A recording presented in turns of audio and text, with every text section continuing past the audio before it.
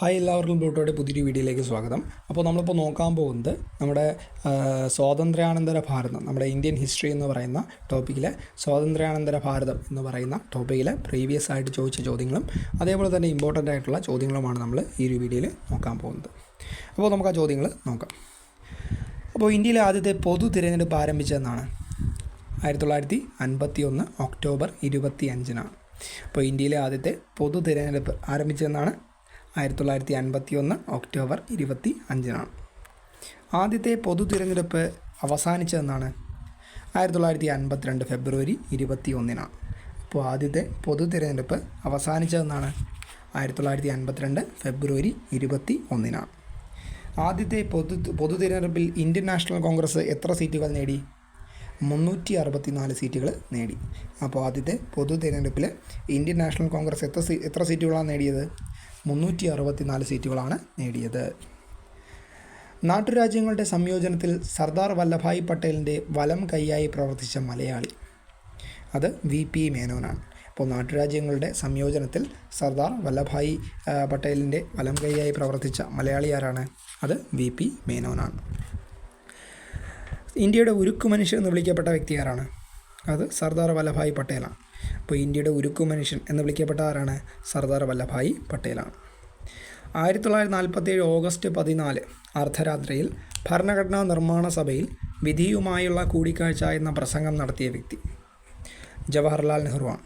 അപ്പോൾ 1947 ഓഗസ്റ്റ് 14 അർദ്ധരാത്രിയിൽ ഭരണഘടനാ നിർമ്മാണ സഭയിൽ വിധിയുമായുള്ള കൂടിക്കാഴ്ച എന്ന പ്രസംഗം നടത്തിയ വ്യക്തി ആരാണ്? ജവഹർലാൽ നെഹ്റുവാണ്. ഇന്ത്യക്ക് അധികാര കൈമാറ്റം നടത്തുന്നതുമായി ബന്ധപ്പെട്ട് 1947 ഓഗസ്റ്റ് 14 അർദ്ധരാത്രിയിൽ നടന്ന ഭരണഘടനാ നിർമ്മാണ സഭാ യോഗത്തിൽ അധ്യക്ഷനാരായിരുന്നു? രാജേന്ദ്ര പ്രസാദാണ്. അപ്പോൾ ഇന്ത്യക്ക് അധികാര കൈമാറ്റം നടത്തുന്നതുമായി ബന്ധപ്പെട്ട് 1947 ഓഗസ്റ്റ് 14 അർദ്ധരാത്രിയിൽ നടന്ന ഭരണഘടനാ നിർമ്മാണ സഭാ യോഗത്തിൽ അധ്യക്ഷനാരായിരുന്നു? രാജേന്ദ്ര പ്രസാദാണ്. സ്വാതന്ത്ര്യം അർദ്ധരാത്രിയിൽ എന്ന കൃതി രചിച്ച വ്യക്തി ലാറി കോളിൻസും ഡൊമിനിക് ലാപ്പിയറുമാണ്. അപ്പോൾ സ്വാതന്ത്ര്യം അർദ്ധരാത്രിയിൽ എന്ന കൃതി രചിച്ച വ്യക്തി ആരാണ്? ലാറി കോളിൻസും ഡൊമിനിക് ലാപ്പിയറും. ഇന്ത്യ ആഫ്റ്റർ ഗാന്ധി എന്ന കൃതിയുടെ കർത്താവ് രാമചന്ദ്ര ഗുഹയാണ്. അപ്പോൾ ഇന്ത്യ ആഫ്റ്റർ ഗാന്ധി എന്ന കൃതിയുടെ കർത്താവ് ആരാണ്? രാമചന്ദ്ര ഗുഹയാണ്. ആദ്യത്തെ കേന്ദ്രമന്ത്രിസഭയിൽ സംസ്ഥാനങ്ങളുമായി ബന്ധപ്പെട്ടിട്ടുള്ള വകുപ്പ് കൈകാര്യം ചെയ്ത വ്യക്തി സർദാർ വല്ലഭായ് പട്ടേലാണ്. അപ്പോൾ ആദ്യത്തെ കേന്ദ്രമന്ത്രിസഭയിൽ സംസ്ഥാനങ്ങളുമായി ബന്ധപ്പെട്ടിട്ടുള്ള വകുപ്പ് കൈകാര്യം ചെയ്ത ആരാണ്? സർദാർ വല്ലഭായ് പട്ടേലാണ്.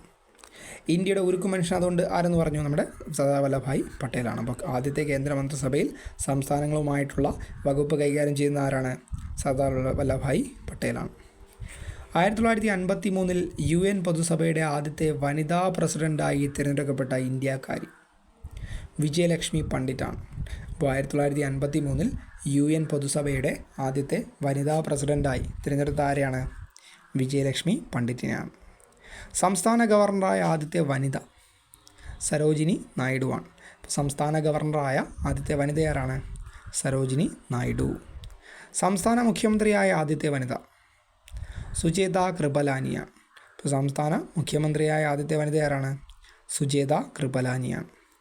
ദലൈലാമ ഇന്ത്യയിലേക്ക് പലായനം ചെയ്ത വർഷം എന്നാണ്? 1959-ലാണ്. അപ്പോൾ ദലൈലാമ ഇന്ത്യയിലേക്ക് പലായനം ചെയ്തതെന്നാണ്? 1959-ലാണ്.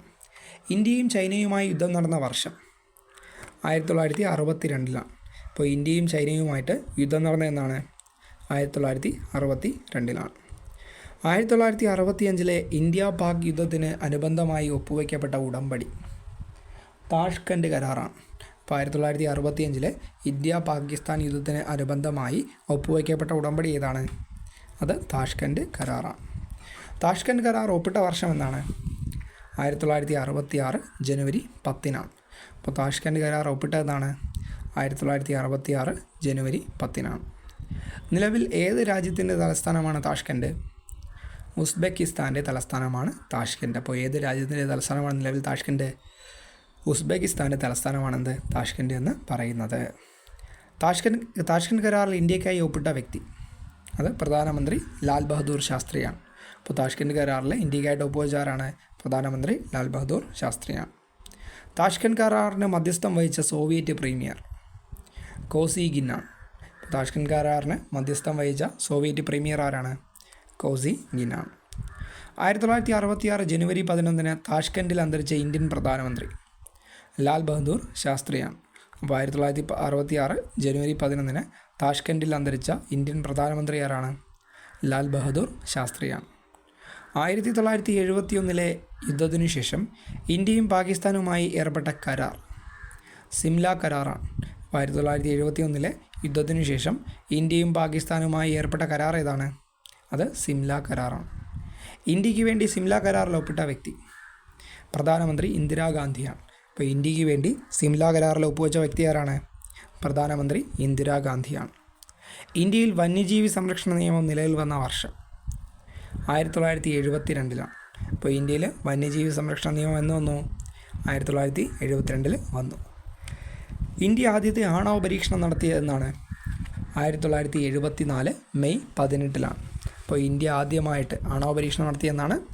1974 മെയ് 18. ഇന്ത്യയുടെ ആദ്യത്തെ ആണവ പരീക്ഷണത്തിന് നൽകിയ രഹസ്യനാമം എന്താണ്? ബുദ്ധൻ ചിരിക്കുന്നു എന്നാണ്.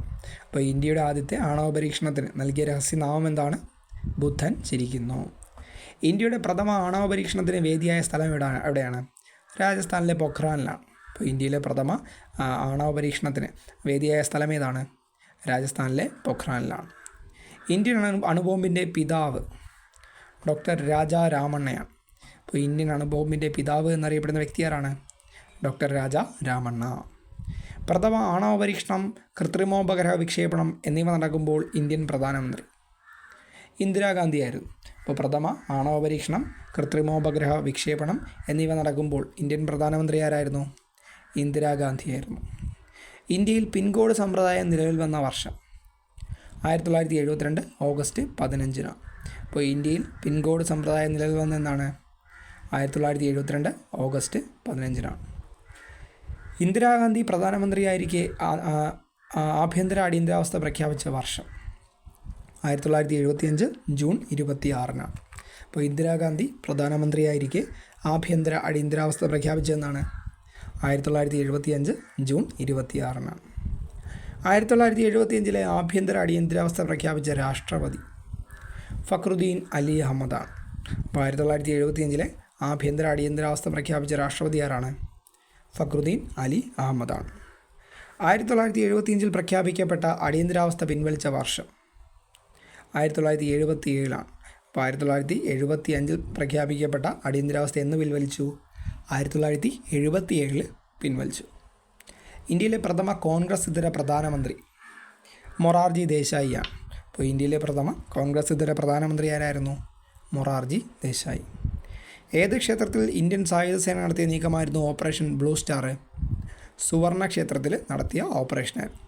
അപ്പോൾ നമ്മുടെ സുവർണ ക്ഷേത്രത്തിൽ നടത്തിയ ഓപ്പറേഷൻ ഏതാണ്? ഓപ്പറേഷൻ ബ്ലൂ സ്റ്റാർ ആണ്. ഓപ്പറേഷൻ ബ്ലൂ സ്റ്റാർ ആരംഭിച്ചതെന്നാണ്? 1984. അപ്പോൾ ഓപ്പറേഷൻ ബ്ലൂ സ്റ്റാർ എന്ന് ആരംഭിച്ചു? 1984. ഓപ്പറേഷൻ ബ്ലൂ സ്റ്റാർ സൈനിക നടപടിക്ക് നിർദ്ദേശം നൽകിയ പ്രധാനമന്ത്രി ആരാണ്? ഇന്ദിരാഗാന്ധിയാണ്.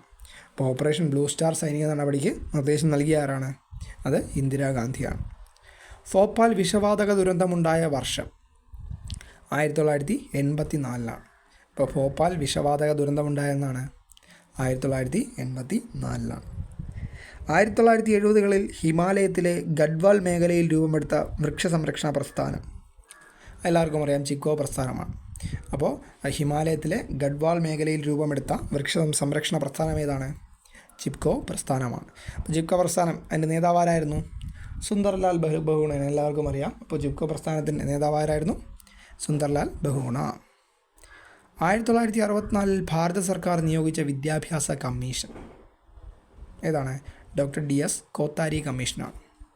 അപ്പോൾ 1964 ഭാരത സർക്കാർ നിയോഗിച്ച വിദ്യാഭ്യാസ കമ്മീഷൻ ഏതാണ്? അത് ഡോക്ടർ DS കോത്താരി കമ്മീഷനാണ്.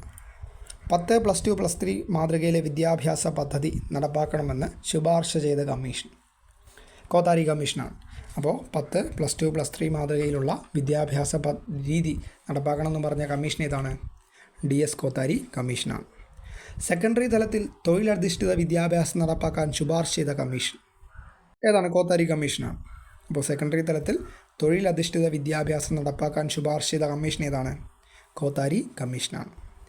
ആന സംരക്ഷണ പദ്ധതിയായ പ്രൊജക്റ്റ് എലിഫൻ്റ് ആരംഭിച്ച വർഷം 1992 അപ്പോൾ ആന സംരക്ഷണ പദ്ധതിയായ പ്രൊജക്റ്റ് എലിഫൻ്റ് ആരംഭിച്ചെന്നാണ് 1992. 1993 സായുധ സേനയുടെ ഭാഗമായി മാറിയ ആദ്യത്തെ തദ്ദേശീയ മിസൈൽ പൃഥ്വിയാണ്. അപ്പോൾ 1993 സായുധ സേനയുടെ ഭാഗമായി മാറിയ ആദ്യത്തെ തദ്ദേശീയ മിസൈൽ ഏതാണ്? അത് പൃഥ്വി മിസൈലാണ്. പഞ്ചായത്ത് രാജ് സംവിധാനം പ്രാബല്യത്തിൽ വരാൻ കാരണമായ 1992 ഭരണഘടനാ ഭേദഗതി 73-ാം ഭേദഗതിയാണ്. പഞ്ചായത്ത് രാജ് സംവിധാനം പ്രാബല്യത്തിൽ വരാൻ കാരണമായ 1992 ഭരണഘടനാ ഭേദഗതി ഏതാണ്? 73-ാം ഭേദഗതിയാണ്. നഗരപാലിക സംവിധാനത്തിന് കാരണമായ 1992 ഭരണഘടനാ ഭേദഗതി 74-ാം ഭേദഗതിയാണ്. പഞ്ചായത്ത് രാജിൻ്റെ ഭേദഗതി ഏതാണ്? 73-ാം ഭേദഗതിയാണ്. 1992 73-ാം ഭേദഗതി പ്രകാരമാണ് പഞ്ചായത്ത് രാജിൻ്റെ പ്രാബല്യത്തിൽ വരാൻ കാരണമായത്. നഗരപാലിക സംവിധാനത്തിന് കാരണമായ ഭേദഗതി ഏതാണ്? അതും 1992 74-ാം ഭേദഗതിയാണ്. പഞ്ചായത്ത് രാജ് 73-ാം ഭേദഗതി, നഗരപാലിക 74-ാം ഭേദഗതി. 1999 കാർഗിൽ യുദ്ധത്തിലെ ഇന്ത്യൻ ദൗത്യത്തിൻ്റെ പേര് ഓപ്പറേഷൻ വിജയ് ആണ്.